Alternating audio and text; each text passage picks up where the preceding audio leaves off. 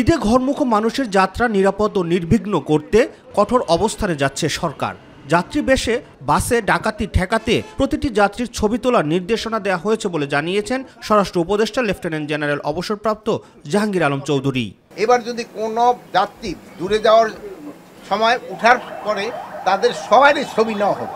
অনেক সময় যাত্রী ছদ্মবেশে ডাকাত এরা কিন্তু বাসে উঠে পড়ে, এই জন্য সবারই ছবি নেওয়া হবে। সচিবালয়ের সাংবাদিকদের তিনি জানান, রংচঙ্গে সাজিয়ে রাস্তায় নামানো ফিটনেসবিহীন গাড়ি চলতে দেয়া হবে না। ফিটনেসবিহীন যেই গাড়ি রাস্তা চলাচলের উপযোগী না, অনেক সময় ওই ভাইয়েরা করে নাকি একটু রং ঠং দিয়া কইরা ফেলায়, এবারে একটু রং ঠং দিয়া করা যাবে না।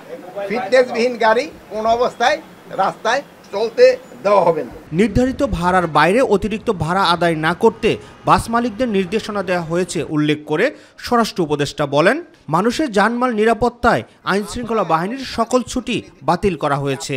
এবার যেন যাওয়ার পথে এবং ফেরার পথে একই ভাড়া, মানে যেটা সরকার কর্তৃক নির্ধারিত ভাড়া, বিআরটিএ কর্তৃক নির্ধারিত ভাড়া, ওই ভাড়াটা নেয়। রাকিব হাসান, মাই টিভি, ঢাকা।